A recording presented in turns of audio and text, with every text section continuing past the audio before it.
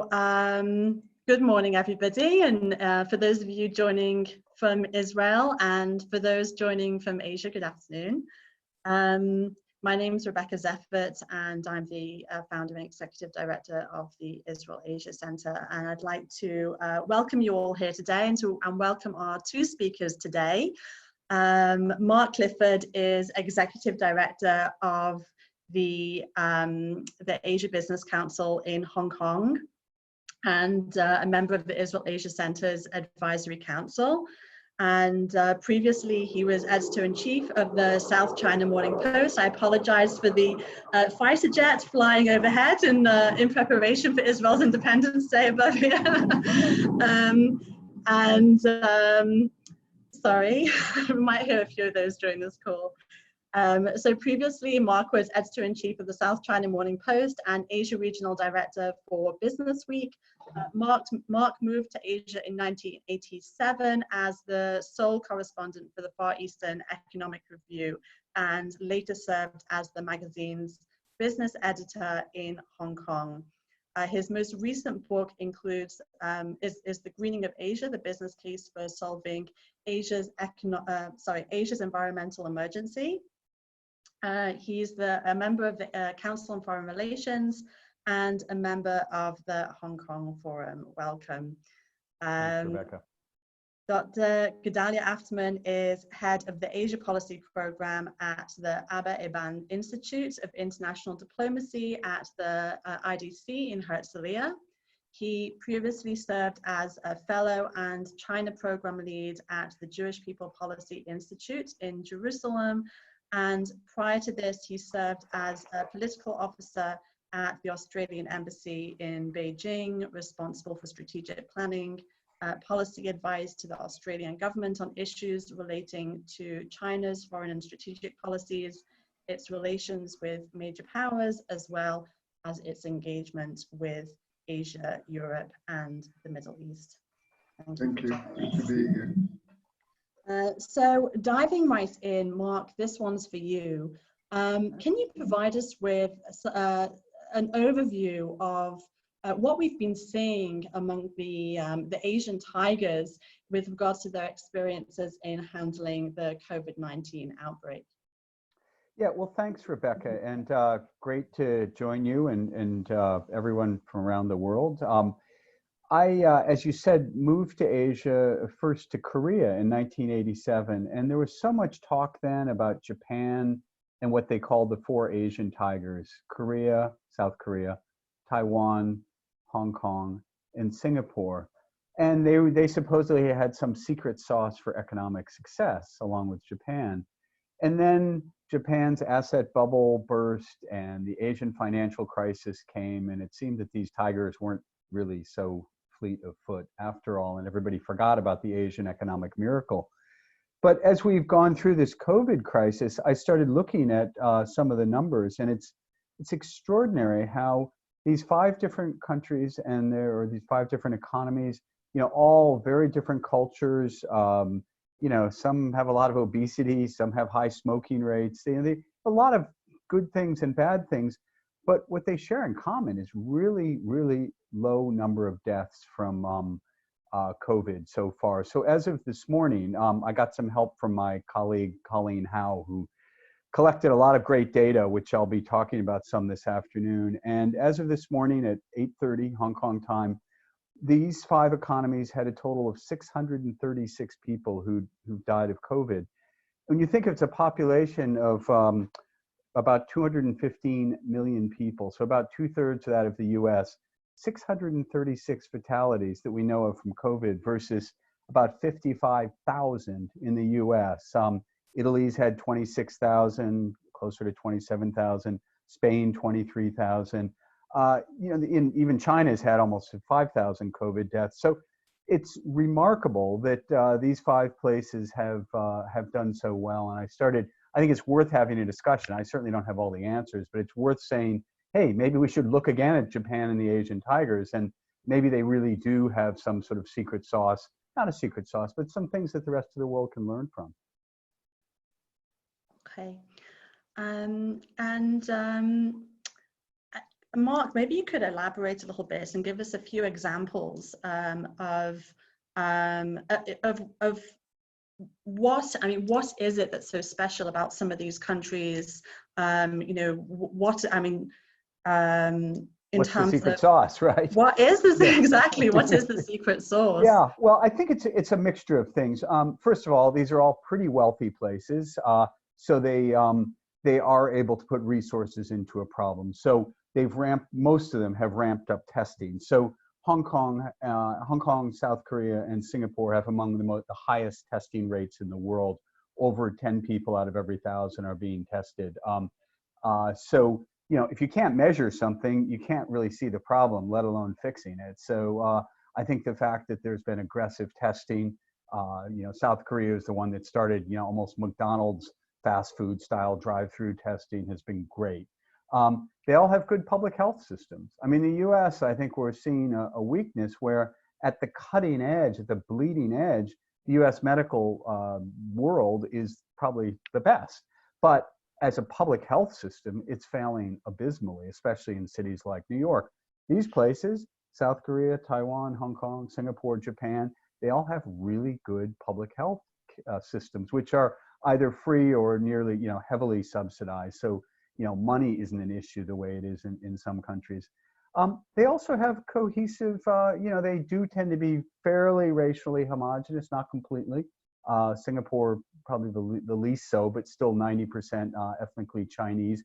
And there's a strong sense that in a time of crisis, people will pull together and they'll sacrifice their individual liberties, their individual freedoms for group good. Even with small things like face masks, there was never any issue that people had about wearing face masks. Sometimes it's actually in Hong Kong, it's the foreigners, especially Westerners, who've been the most resistant. But here it's almost in Hong Kong, it's almost a social signaling device, and there's certainly no shame. Quite the contrary, is a sense of, hey, we're all in this together. I'll wear a face mask to show solidarity, show I care about other people. And of course, finally, the fact that we, especially in Hong Kong and Taiwan, went through the very painful experience of SARS in 2003. And we lost almost 300 people, including 8 medical workers. And, I think it really hit home. And when we started hearing reports of the virus in Wuhan in mid-January, I mean, people immediately swung into action. In fact, the people in Hong Kong and in some other places were ahead of their governments in wanting very proactive action. And I guess finally, I'd say these are all open democratic societies in varying forms, but they all are open to grassroots activism, whether it's with citizen hackers in the case of Taiwan that have worked with the government to come up with tracking apps, or just, I think, citizen solidarity. I mean, people have been terrific, I think, in working with the government. So it's all these factors together. It's hard to weight one or the other. And as I say, there's still a lot we don't know about this disease. So maybe we'll find that there are other factors. But I do think it's striking looking across these 4 very different economies to see how low the death rates have been.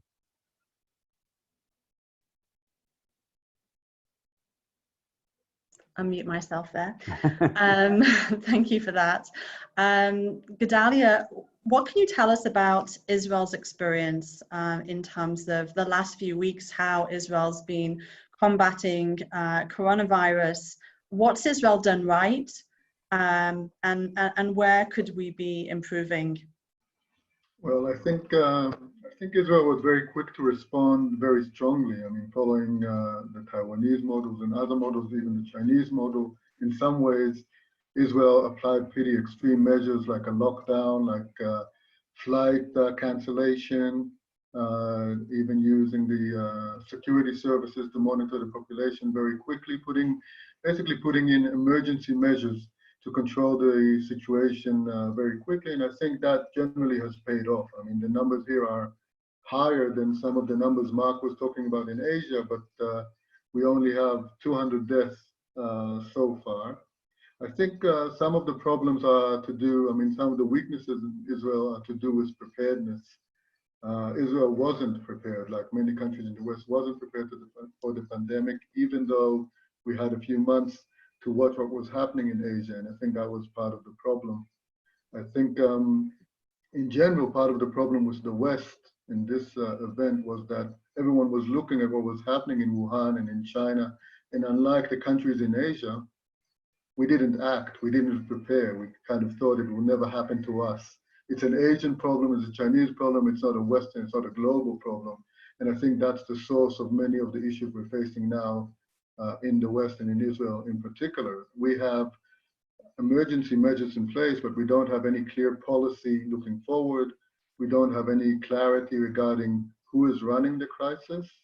Countries like Singapore and South Korea, because of the SARS experience, had these kind of mechanisms in place which they could work with very quickly. They had privacy legislation, which we don't really have here at the moment.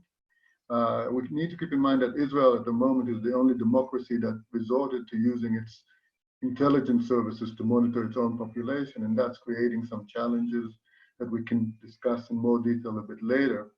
So if we look at the situation, if we take just a snapshot, I think we're doing very well at the moment, but we have a lot of questions about the future and how to move out from the initial emergency response into a more routine, long-term strategy.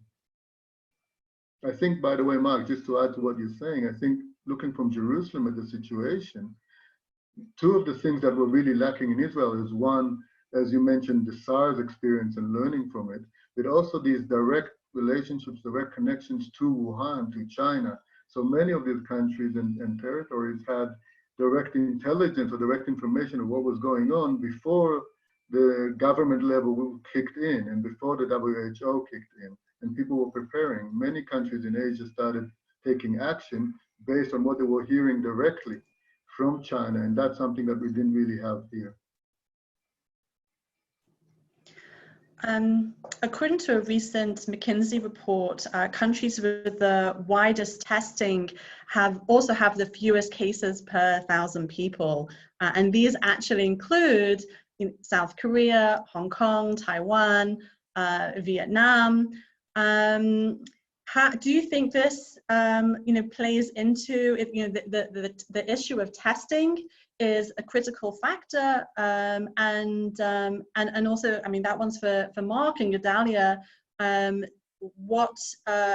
do you see this, the lack of testing of the general population in Israel, in sort of having an effect in terms of moving forward with this? Is this something that we should be implementing? Gedaliah, why don't you take the Israel side of it?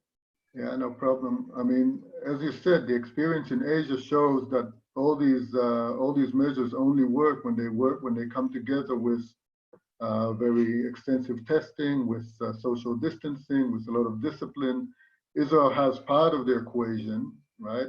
We've taken pretty severe measures in terms of quarantine and in terms of lockdown, but we definitely seem not to have enough testing. And moving forward, part of the issue would be to identify quickly new outbreaks, new areas of outbreak. And one of the concerns I think in Israel is that we don't have enough testing. One alternative that is suggested is to use, technological instruments in order to identify outbreaks.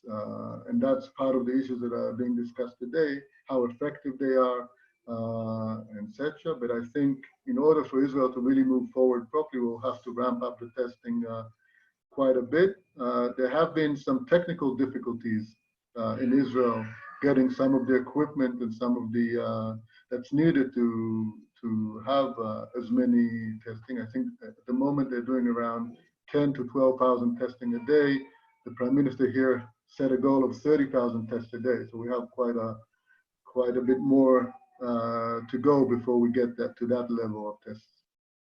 Yeah, but I do have to sort of, in a way, correct myself, because the U.S. has now ramped, after a very, very slow start, it's ramped up its testing, and it's, tests per 1,000 are up there with the Asian tigers. But, you need all the pieces to come together. So if you don't have a good public health system, then, you're going to have a situation like we've seen in New York and I guess in New Orleans and some other cities in the States now. So testing is an absolute prerequisite. It's a building block, but it's not the entire answer.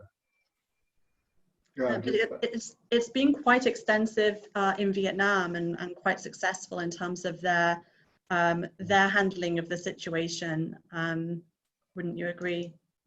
It seems like it. I mean, according to the data that I have, Vietnam has 0 deaths so far. But honestly speaking, I think there could be deaths which are not counted, and I think it's going to take the demographers a little while to see what the real death rate is. I mean, we've started seeing some numbers in many countries of what excess deaths are over a normal period, and it looks like either we're undercounting COVID deaths, or there are just a lot of people who can't get medical help that they would normally get. So, I think it's going to take some months, if not longer, before we've gotten through this, and we can really look back and learn the lessons. And I think, in a way, circling back to what Gedaliah was saying about the testing and getting ready, we're going to have other events like this. And the really sad thing, even in East Asia, is that SARS was less than a generation ago. It was 2003, so 17 years ago, and yet, even in Hong Kong, we didn't have the masks stockpiled. I mean, there's so much that societies don't seem to do until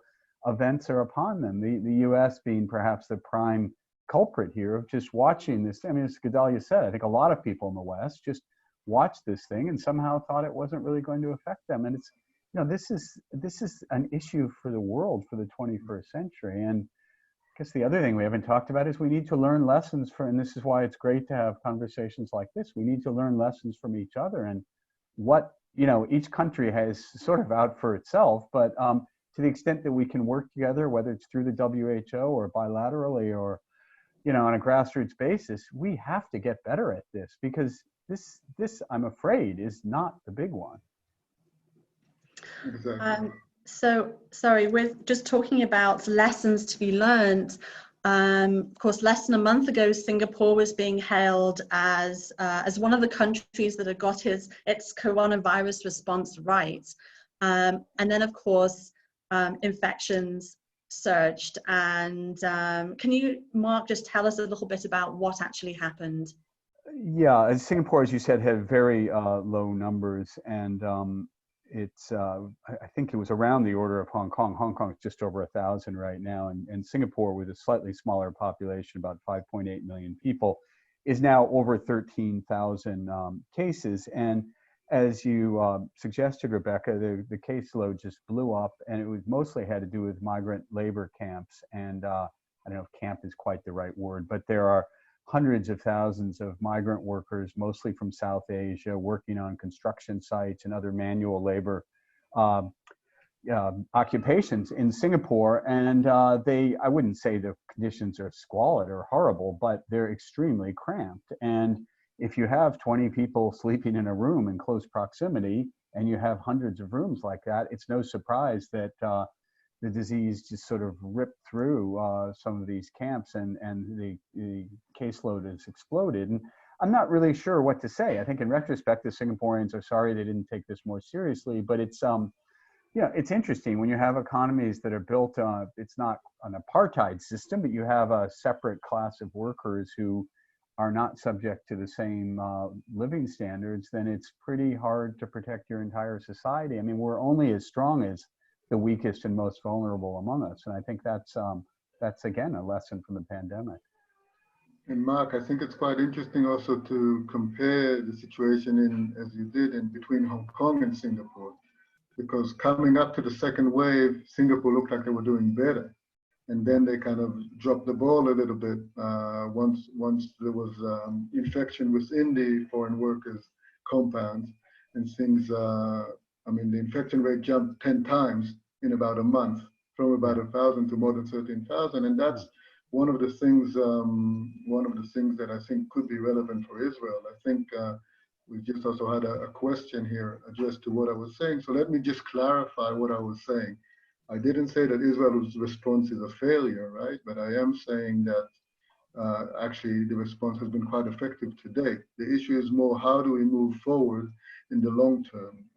My concern is that there isn't clear policy moving forward, and my positive approach is to say, as Mark was saying, that we have an opportunity to learn from Asia, because these Asian countries seem to be dealing with the situation very, very well, and they're a few months ahead of us. So I think Israel has the opportunity and should learn from the Asian counterparts and also cooperate actively with them on several issues, from legislation issues, from policy issues to technological issues, because I think we have a lot to benefit and a lot of insight to gain.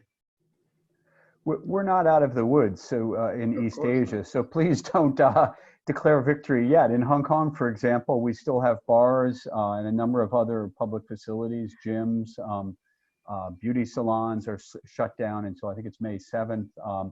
They've been closed for a few weeks now. Schools have been closed since January. So on the other hand, you walk in the streets of Hong Kong, and if you've never been here before, it looked like a pretty crowded city.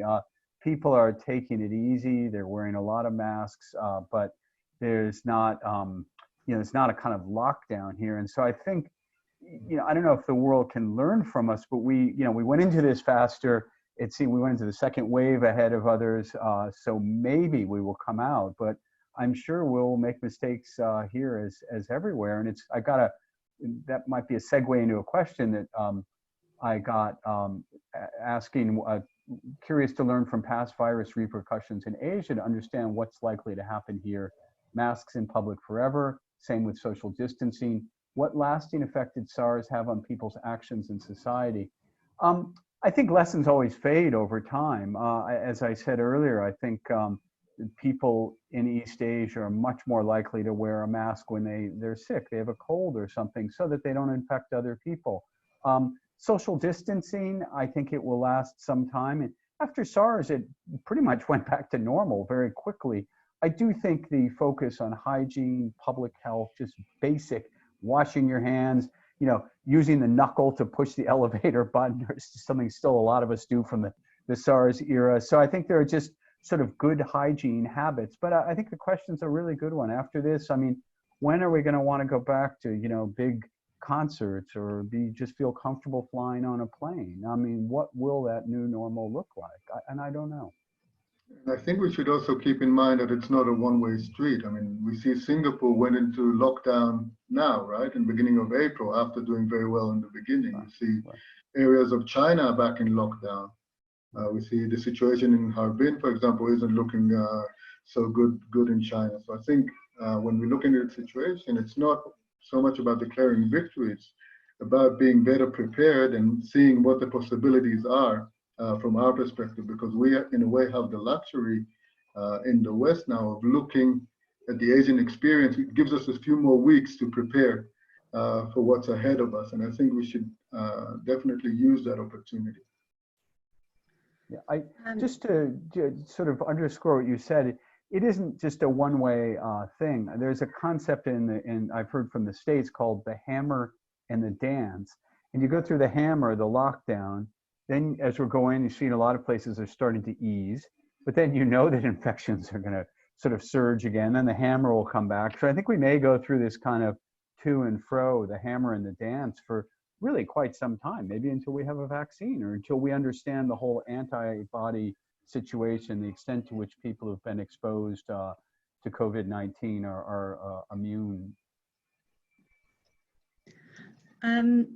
So, I mean, we know that Israel tends to be great handling crises, that suddenly in Israel, when there's an emergency, things work, people are very disciplined. And I think that, most people in Israel would agree that, that the crisis has been handled relatively well until now, because that's what it was. It's a crisis. But looking further ahead, longer term, how do you see, Gedaliah, that the government is responding to this in terms of the long-term planning and putting longer-term policies in place for getting back to life, getting back to work? That's a good question. I mean, I think, as you said, I think the emergency response was very good. I think in Israel, we saw the involvement of both the security services and the military to start with, but now that's starting to ease off. Originally, we didn't have a government in place. Now we do have a government. We do have more oversight, and we do have more involvement of the High Court of Justice discussing some of these measures. So Looking forward, I think things will be more streamlined. I think there will be more of a policy. I think that it will be. I mean, the problem in Israel, Mark mentioned before that some of the things that really worked in Asia were sense of discipline. People were wearing masks, just were feeling comfortable wearing masks. In Israel, maybe some of these issues won't work so easily, even though I must say that the initial response to the lockdown, I think Israelis were very disciplined. The question is whether they will continue to be very disciplined or whether they're losing patience with the measures. And I think some of these issues are the reason for some of the opening ups that we're seeing at the moment. Of course, also the economic factor is very big. So I think in Israel, we'll see a combination of talking more to the public, asking for public participation. I think that's key, but also perhaps more punitive measures or at least threats, policing just to keep everyone intact, because just culturally, I'm not sure that the halfway tactic works so well in Israel, but that's something that we need to see. I would just to jump in for a second. I've been very surprised to see the degree to which people are wearing masks in New York, in the States in general, but especially in New York. My friends in New York say that, I mean, everybody wears a mask now. You know, you see one person without, and that person gets the evil eye. And if you told me that 2 months ago, which was last time I was there, I would have been shocked. And it just seemed like Americans in a way are a bit like Israelis. They just sort of, like to do what they want to do. And they've gotten with the program. So it's interesting to see how fast countries and cultures can change when they are faced with a threat. I do think the point you raised about when it's the early phase of a crisis, everybody can do it. After a couple months, and I think we're feeling this in Hong Kong, it gets a bit tiring. We're not in a lockdown. We can still go out, and things that we're sort of at a half throttle. But it's tough. It's very wearing. And it's funny because, the rest of the time we think we go too fast in Hong Kong. And now that we're forced to go slow, we're sort of chomping at the bit to get back. Yeah, absolutely. Yeah. I mean, I got another comment from Hadar Solomon. Just to comment on that, actually, Hadar, one of the issues in Israel is that Israel is actually the only democratic country to use very extreme surveillance measures without any oversight. I mean, using intelligence services, for example, is something that doesn't exist in some of these democratic countries in Asia. I'm not talking about China. China is a different story. But if we talk about South Korea, if we talk about Taiwan, it seems in Singapore, it seems that the Israeli measures are more severe, not less severe when it comes to privacy. So I think there is, but there is definitely a debate at the moment, and definitely it's debated in the courts about how to streamline that better in Israel and how to balance better between the legal aspects, the democratic norms, and the need for surveillance moving forward. Yeah, I would agree, just second what Gedar said. I mean, yes, Hadar, as you say, the what you call privacy breaches are part of this. I'm not sure it's a major part. I mean, it's not really that high tech, but as Gedaliah said, this is something we have to watch, because when these measures come in, they come in during crisis moments. It's sort of like a ratchet. It's then hard to back off afterwards. And I think it's something that we need to debate and talk about as we get through this, as to what legitimate monitoring is going to be. Is in the future, are we all going to be monitored all the time? Probably some states would like that. So I see some questions are coming in here. Andrew Friedman asks, you mentioned that there is no clarity of who's running the show in Israel vis-a-vis the COVID response. I know that as of several weeks ago, prominent epidemiologists, public health experts had not been asked to help craft response policy. When you add in the ongoing political stalemate here, do you think that Israel has the political will, A, to professionalize the response team, and B, to learn the relevant lessons from Asia moving forward? I guess that one is for me. Thanks, Andrew. I think there is the political will. I think everyone understands it's important, but I would say in in the traditional Israeli fashion, there was a little bit of a political fight between different agencies who gets the lead, at least initially. And I think now it will probably become a little bit more civilian over time. I mean, the Ministry of Health will probably take more of a role moving forward. But again, these things are being discussed. In order to do that, we do need to have a civilian alternative for what the Shabak, for what the intelligence services are doing, that's as effective. And that's part of the debate. I think one of the things that we can learn from our Asian counterparts is, first of all, some of the behavioral things like being disciplined, like wearing masks, like washing hands, all the things that we keep hearing about. But also, I think an important issue is very good communication between the public and the government. I think in Israel, in some ways, even though we have a daily press conference, it's been lacking. Some of the instructions, some of the policies are not very clear, and it's in general very messy. I mean, even in Vietnam, which it seems to be quite a remarkable situation at the moment, and let's say traditionally the regime there is not very open. One of the things that changed or seems to have changed with this crisis is that the regime has become much more transparent to the public. And that could be one of the elements that explains the success story there. So I think in Israel, one of the things that is important is to be as transparent as possible and to encourage voluntary public participation in the process long term.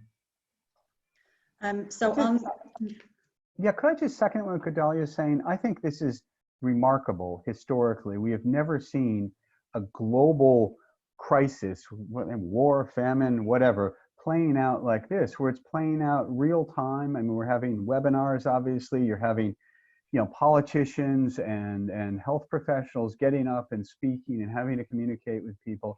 But people's expectations are so much higher than they would have been 10, let alone 20, 30 years ago. And whether you're in Vietnam or you're in Hong Kong or you're in New York or you're in Myanmar, you expect a lot more from your government. And I think that there's another question from Neil Horowitz in Singapore about this, whether or not, Singapore, which is being very transparent, is going to perhaps come out better because it's being seen as being honest and communicating. And some other governments, which maybe they don't mean to cover up or to lie or to obfuscate. Maybe they just don't really have the capacity to even know what's going on. There could be, I think Neil is suggesting, and he may be right, that there could be real political repercussions because we've never had governments being put, Myanmar, are they used to being put under the spotlight like this? I mean, they've just sort of come out of a hermit-like isolation. And so this is going to be a real testing time for many governments. Exactly. Even look at the case of China, right? So of course, we know about all the initial cover-up and all of that in Wuhan, but now we see the Chinese government trying to update numbers and at least appear to be more transparent. And that effort is not only international; it's also directed toward its own people. And that's something to keep in mind as far as the expectation that I think people around the world have from their governments. Just on that note, in terms of transparency, to what extent, Mark in Hong Kong and Gedaliah in Israel, do you see the respective governments collaborating internationally in handling the situation? Well, you mentioned me. I have to say that we should look at and be really mindful of the degree to which China has prohibited the WHO from cooperating with Taiwan in the way in which China has tried to bend the WHO to its own purposes. Now, give China credit, it's a lot more open and a lot more engaged than it was in 2003 during SARS, but I think it's unfortunate that even at this time, I guess it's life, but politics does intrude, and it's sad when people's lives are at stake to see a neighboring economy who's got a lot of expertise in this area being shut out of the World Health Organization for political reasons.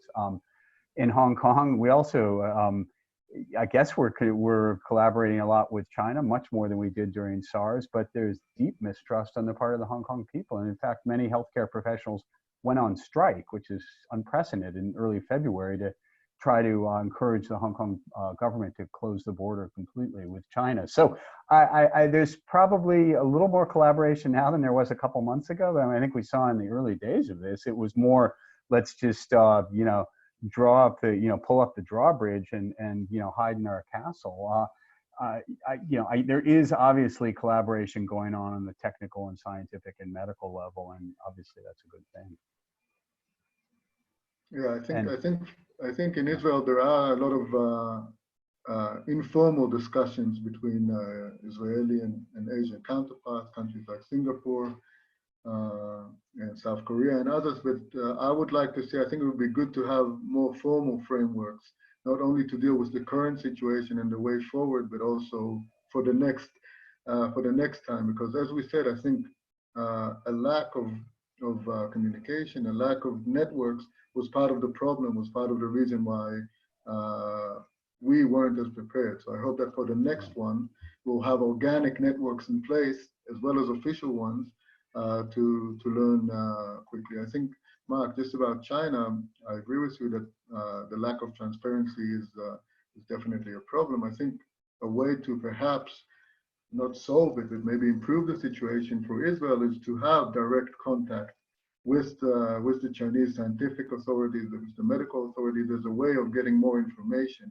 because if you just rely on official media, you're not going to get much of the real picture. But if you're involved on the ground, it's a good way to enhance the knowledge here about what happened there and how it's relevant to the situation here and again for the future. So I think there should be many more channels established, both official, but also on the academic levels with Asian countries.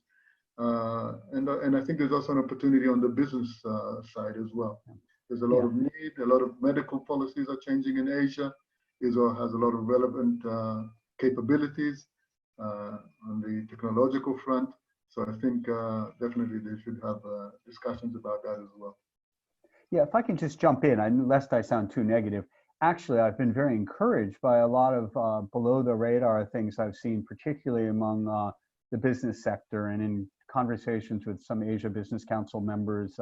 I know there's a lot of not informal, but I guess just business to business, sometimes government to government action to help get protective equipment, ventilators, sanitizer. I mean, really basic things where companies are changing production, and there's a lot of cross-border cooperation, because some of the less economically wealthy countries are finding themselves at the back of the list when it comes to buying protective equipment and ventilators and things. So there actually has been a lot of quiet regional cooperation. But to Gedaliah's point, if we can formalize this and structure it, that's bureaucracy and it's not as fast, but hopefully we'll be a little better prepared next time.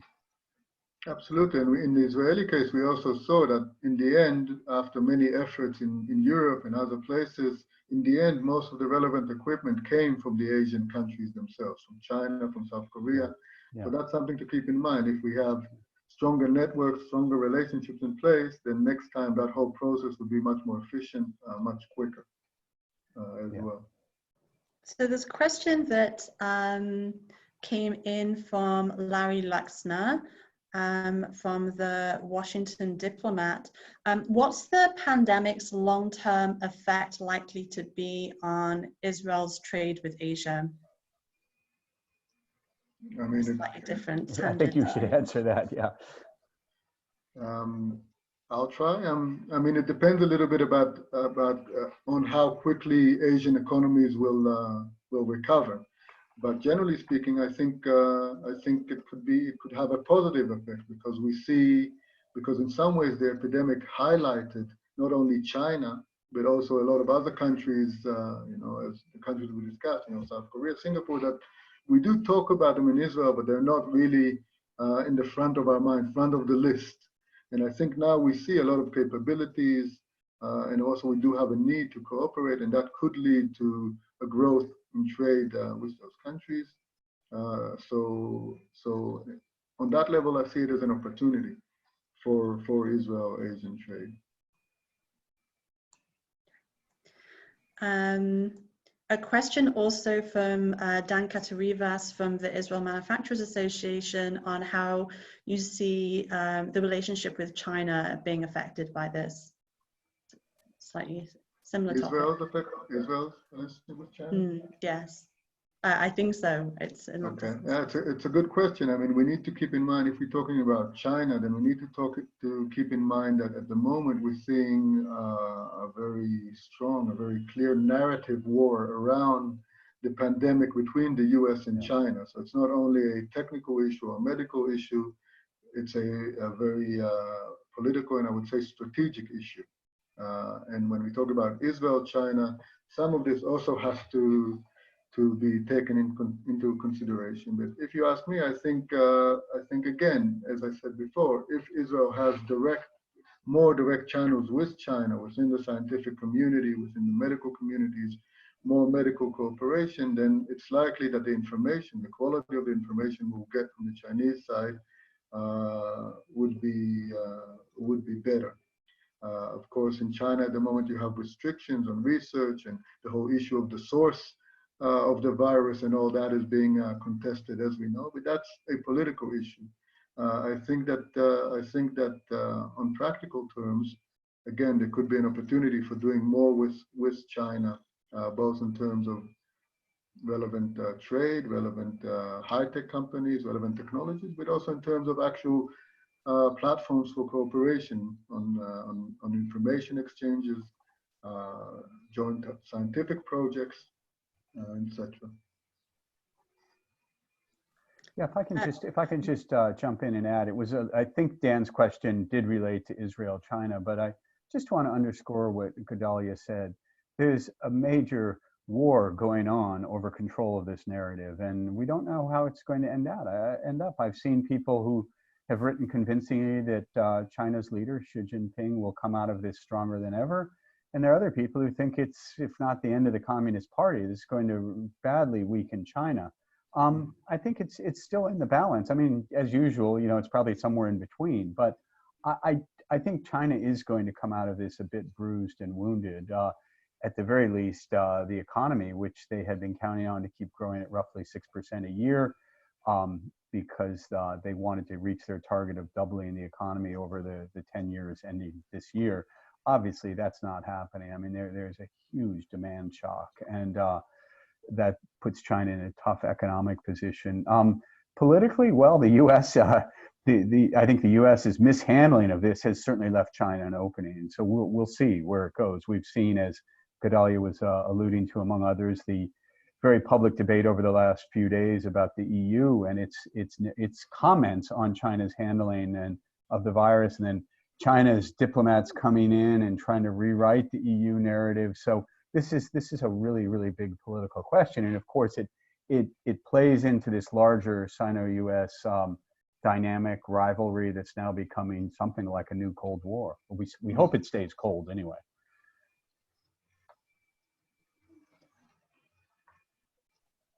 So I'd just like to check with our audience if there's any additional questions. You can either send them in the Q&A section at the bottom of your screen, or raise a hand and we'll loop you into the conversation.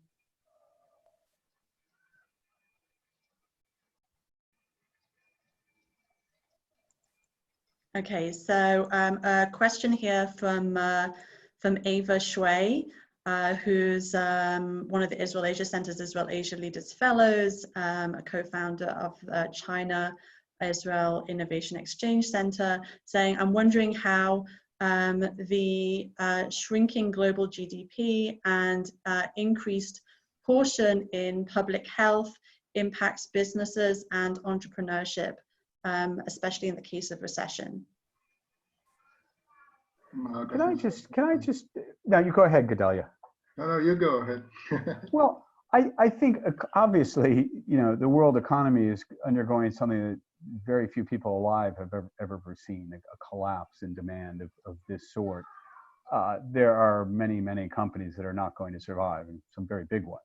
But on the other hand, I think the fact that we're so focused on medical research, medical technology, and other new technologies, look, we're using Zoom. I can't remember the exact numbers, but Zoom has gone from, its growth has been like nothing any tech platform has ever seen before. And Zoom is one of many companies that's going to have a new prominence, I think a new business model, but I mean, I think there are going to be hundreds, if not thousands or tens of thousands of new tech companies that are going to get opportunities much faster, much more dynamically than they would have otherwise. And again, we look at the work that's going on with vaccines and other areas in medical research.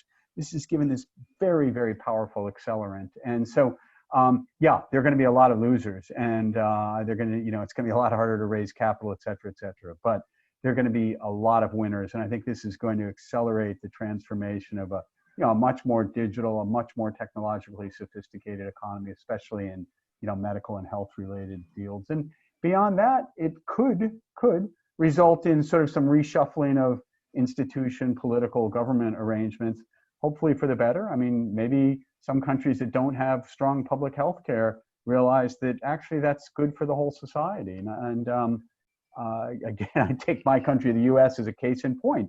As I said, great at the top end and not so good at the public health end. Maybe that's rethought. So I actually think that although this is going to be a very, very tough time for many people, that when we get out of it, we'll look back on this as a hopefully a very positive transformational period.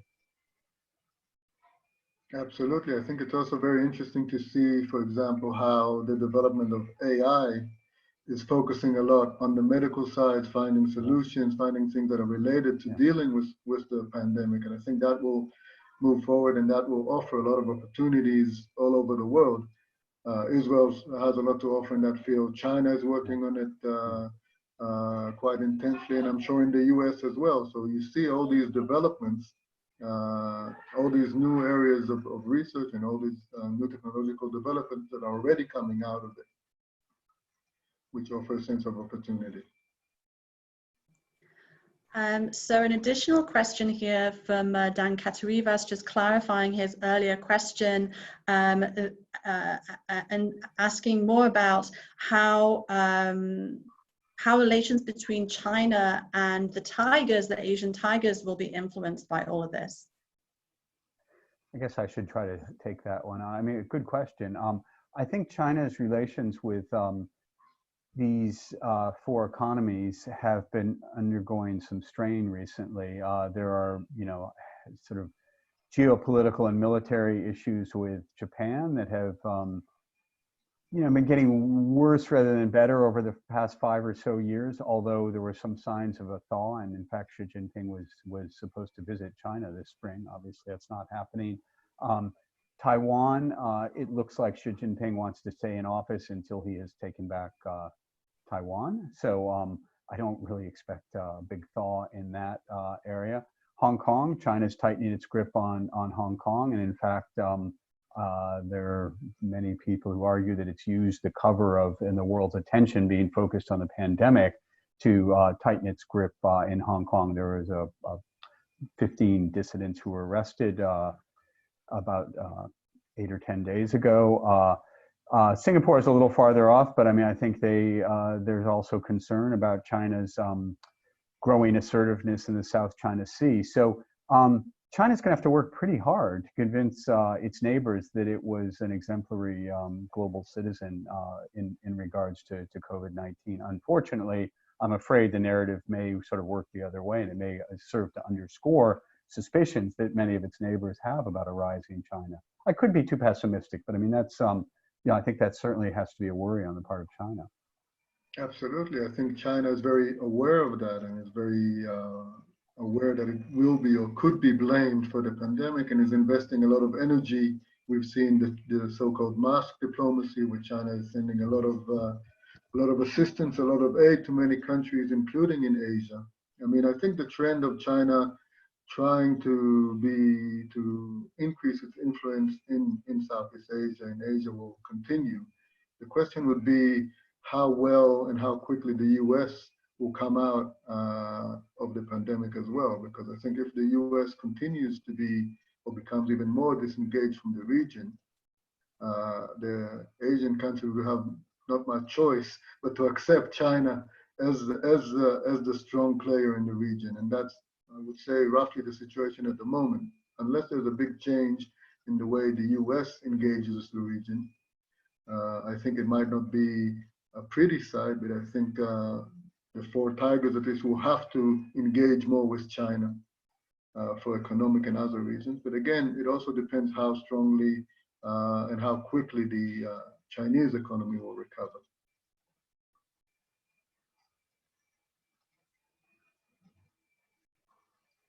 So any other questions from the audience?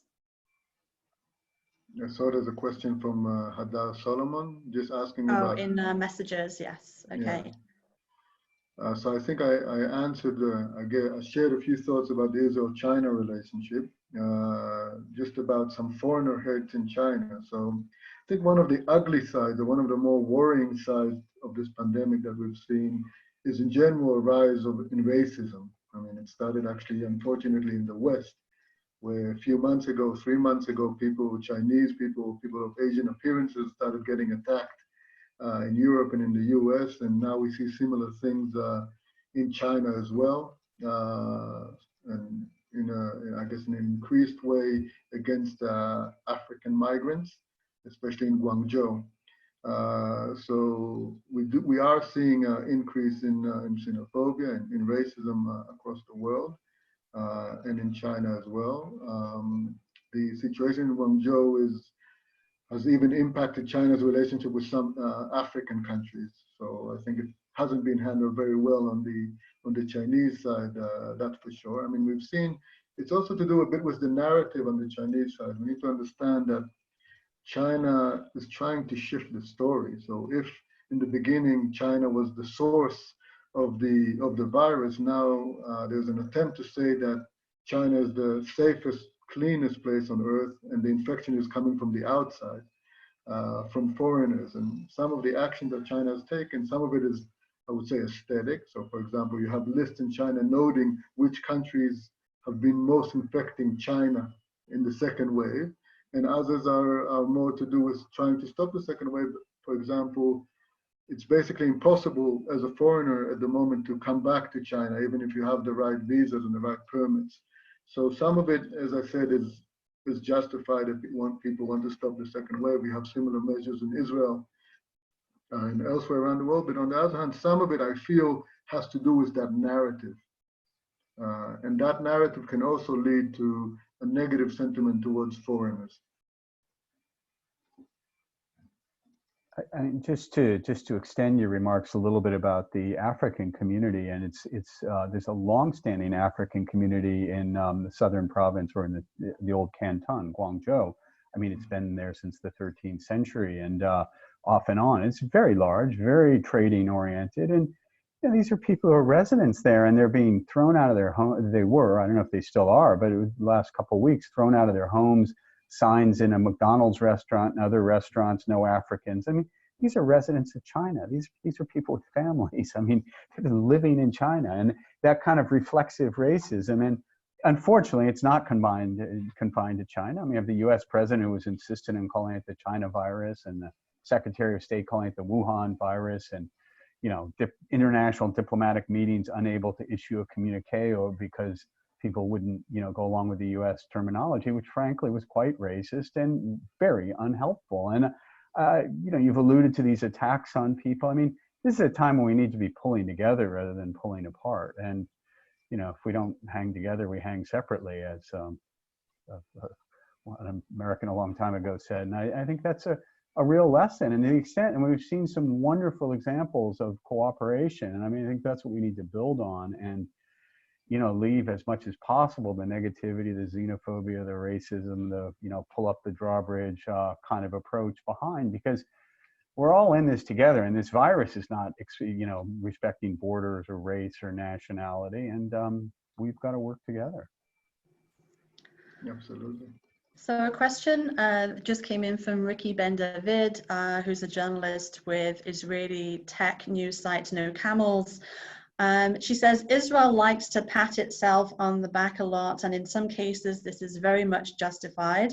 Gedaliah, as you mentioned, there were some things Israel got right, including swift emergency action.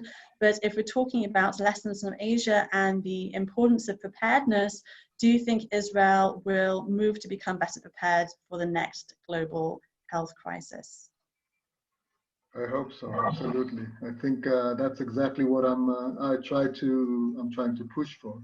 I think through fairly simple measures, I mean, just through communication, basically, we can be much better prepared the next time. And if we understand the importance of these Asian countries and the fact that they can be very useful and very effective partners for us, not only on medical issues, but more broadly, I think Israel will be much better prepared and much more effective for future medical pandemics and just more generally. I think there's a huge resource of knowledge. Of course, the economic importance is only rising in Asia. Asia is only becoming more and more important. And I think from Israel's perspective, the focus towards Asia should only be greater. So we're just coming up to an hour. Any final thoughts on, Mark, where you see this heading over the coming months in Hong Kong, Singapore, Taiwan, South Korea, and Gedaliah? Any recommendations you feel you would like to make in terms of how Israel handles this moving forward? Well, I'm happy that we've, in relative terms, contained this in the 5 economies that I've been focused on today. But I think this notion of the hammer and the dance is probably what we're going to be going through for the next year or two. I just don't see how any of these are very open economies. There's just no way that you can just keep them shut. I mean, Cathay Pacific, our airline, is they usually carry about 100,000 passengers a day. Recently, they've been carrying about 300. I mean, you can't just shut down economies. So I think there's going to be such enormous pressure to start opening economies up. Then you're going to get the infection rate coming up. So I don't know how we just sort of manage it. I don't know what what's an acceptable rate of death? What's an acceptable rate of sickness? It seems like what we're really saying is an acceptable rate is if there are enough ICU units and beds and ventilators for people to at least have some chance of survival if they get this. We don't want our medical system overwhelmed. But this thing is not going to, this virus is, to quote the US president, genius. It's not going to be stomped out anytime soon. So we've got it, and it's going to be quite some time before there's a vaccine. So I think this is, we're into kind of long-term focus of dealing with this. Exactly, Mark. And I think, as I said before, I think Israel needs to take the opportunity and really study and observe closely what's happening in Asia and how the different countries are dealing with it, because that will allow us to design and to build a relevant response, both in terms of policy and also in terms of technological instruments. So that would be my recommendation, to strengthen the relationships, to formalize some of them, to create new channels, and just do as much as we can to understand the good and the bad of what's happening in the different Asian countries. And we see, as we saw with Singapore, they took a step forward and 2 steps back, and other countries are doing the same. Hong Kong had to close their bars for a while, and I think we'll see some of that here in Israel. But because we have the privilege of being able, in a way, to see what we're facing a few weeks ahead, I think we should definitely be very proactive in taking the opportunity to learn as much as we can, and also not only to observe passively, but to work together with the relevant authorities in Asia to develop relevant tools and policies for the current situation and for the future. So one final thought, circling back to something we said. I think it's incumbent on journalists, the media, NGOs, civil society to also help governments keep focused, because what we find is every time there are budget pressures, even good governments cut back on preparedness, and the memory fades. And this just has to be, unfortunately, a constant part of our political, economic, social life. And we have to be ready. We can't always be on the back foot when these things come. Well, on that note, thank you very much for joining us today, Mark and Gedaliah. Thank you to all of our attendees who joined today. I'd just like to finish this event today, just wishing everybody good health, and I hope all of you stay well. Thank you Thank you very much. Thanks, everyone. Bye-bye. Thank you. Bye. Bye.